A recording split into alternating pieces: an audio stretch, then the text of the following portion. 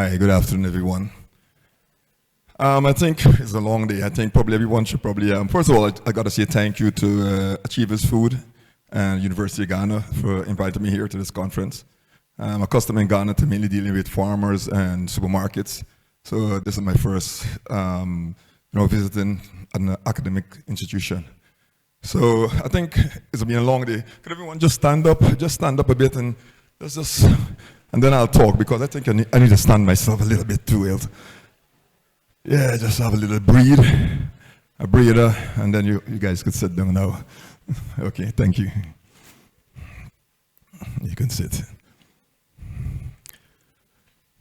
Right. Well, my name is Mark Dalgety. I am the founder and the CEO of a company called Dalgety Teas. As you realize, I don't have a Ghanaian accent. I come from a country called Guyana. This is my company. I mean, if you Google the name Dalgety Teas, then you see what we do all around the world. As I said, I'm from a country called Guyana, which is hundreds of miles across the Atlantic. I mean, I'm a descendant of slaves that became warriors, that took over the country from the French, the Dutch, the Spanish. We got colonialized. We took it back from the colonialists. We built a successful country now, recently found oil, and Guyana is actually considered one of the fastest growing economies in the world, at least on paper anyhow. I reckon my closest association to Ghana is probably an interesting story. It actually occurred when I was about 6 years old. My great-grandmother, her name was Eva, and she died when she was 99 years old. I was there playing with my cousins. We were in the rural area. Normally in summer, you're sent to the country and the village to play with your kids and with my cousins and so forth. And she said to me, "Hey, you," and she called me and she said, "You look like Kwame," she said. He fought in the 1763 rebellion with Kofi the Akan. I mean, I'll tell you the truth, I don't know what she was saying. I actually thought something was wrong with her. I went off and played. About 15 years later, I went and I studied in London, and then I heard the same name again, this Kwame and this Kofi, and I was like, oh, it's actually people, you know? And then I heard that the word Akan was actually a tribe in Ghana. So, I mean, that is pretty much the closest association I have in Ghana, okay? Now let's get down to talking about entrepreneurism, and I'll tell you a bit about Dalgety Teas and how we built a global brand, basically. First of all, I was an entrepreneur. An entrepreneur is a person that takes a concept and turns it into a viable, profitable business. Now, I'm not talking about a profit, P-R-O-P-H-E-T, like the guys walking behind Jesus or Muhammad. I'm talking about a profit, which is P-R-O-F-I-T, which is making a profit, right? And turn eventually to a profitable profit, okay? Because we always say, for instance, that, I mean, it's good to pray, but prayer is not in the success equation. You got to get up and work and do what is necessary to get done in order for you to succeed. So I'll tell you here about my Dalgety story. Why and how it was started, and the route to market, and how I built a successful brand across the UK and across the world, where we sell even to South Korea. How I started my business is very unusual. I actually started my business because I was broke. I started a business because I didn't have any money. Most people start a business because they have some money. And the product, what basically happened, I was trying to relocate back to Guyana, ran totally broke, head back up to London looking for opportunities. I was walking in a market called Brixton Market, and an old Guyanese Chinese guys asked me if you could get a product called Cersei Bush. In Ghana, you will actually know it. It's actually called Nyinya. At least that's what they say, Nyinya, N-Y-I-N-Y-A. It's actually, I think the guys use it, they have it around their head, and they use it for spiritual purposes. It's actually a bitter bush.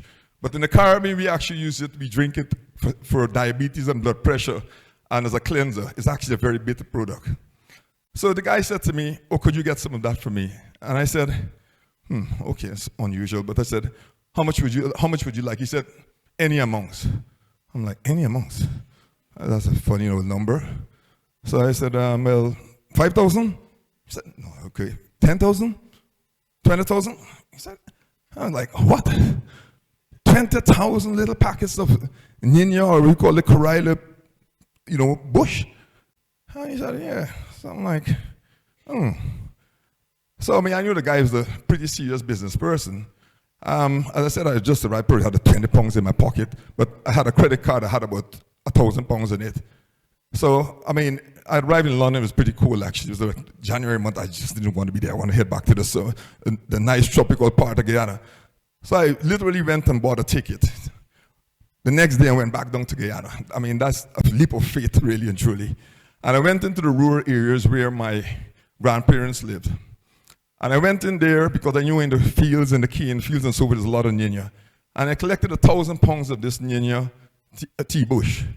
And luckily enough, my parents weren't in the country. I took it, it was probably the size of this whole thing here, if you can go to 1,000. And I took a scissors and cut it into 16,000 1-ounce packets and took it back to England and sold it for about 50 pence over about 3 months' time. I went to the guy back, I sold him about 10,000 of them, and I thought, let me see exactly what this guy is doing with this Ninya packet. I mean, if you think of it, it's the Ninya in a little poly bag. I mean, you guys call it rubber. So if you think of a rubber with where you sell water in, I pack a little Ninya inside of that and put a photocopy label inside, just to get you guys to understand what this packaging looks like. No fancy tea bags, just little Ninya bush in a little rubber, like what you sell water, put a photocopy label, and we call it Cersei tea, okay? So this guy paid me. So I'm like, I began to sell, because he paid me 50 pence, so obviously he had to be selling it for a bit more. So I went with the 6,000 walk around from shop to shop. Some people bought, some people didn't. Then one Indian shopkeeper from India, he was laughing and said to me, you call this stuff tea? This is just bush in a rubber. Where's the tea bag? I'm like, a tea bag? So I mean, I just thought, I thought about it. I said, that's a bit unusual because I mean, he was just making a joke with me. But then I began to realize, by the way, that's not a bad idea. Then I began to realize, this is like, I mean, my business is almost over 25 years old now, okay? And I'm thinking to myself, well, this is putting the stuff in a tea bag. Everybody just takes these bushes, you know, when you go to the village, they just take the bush, they put it in the water, they boil it. Nobody has ever decided to put stuff in a tea bag. Yeah, so, oops, light moment, because now my engineering knowledge began to kick in. And I mean, when I began to look at the market, I started going to some of these health food shops in the UK. And then I realized what these guys were calling herbal tea was really the bush from the village in the tea bag. It's as simple as that. And it was a premium product. It's selling more than, you know, Milo and all that stuff, because it's supposed to be a health food product. So I simply began to apply the money that I got from selling the bush. I decided to concentrate on simply put it in a tea bag.